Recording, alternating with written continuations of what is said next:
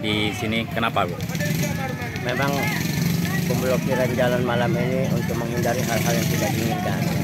Seperti terjadinya kalau kita nanti ada pasangan, kemudian ada merayakannya ya sesuai dengan yang dilarang. Seperti petasan, kembang api, dan lain sebagainya. Ini rencana pemblokiran sampai kapan nih, Pak? Sampai jam 12 malam. Sampai jam 12 malam. Dan saya sudah diperbuat konfirmasi ke Camat, ke Polsek, bahwasanya malam ini tutup sampai jam 12 malam. Iya. Berarti besok udah mulai Besok sudah diaktifkan lagi. boleh. Jam 12 malam. Ini di mana aja diblokir, Bu? Pintu masuk keluar, pintu keluar masuk sama sini, Sudarso, dan di depan POM.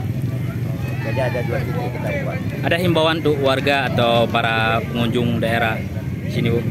Kalau kepada warga Gambus Senggoro pun sudah kita informasikan, tapi ke masyarakat ya mendadak aja. Mendadak. Begitu mau masuk kami stop, karena ini sudah berjalan ada 3-4 tahun. Berarti ini rutin setiap tahunnya ya? Setiap tahun rutin.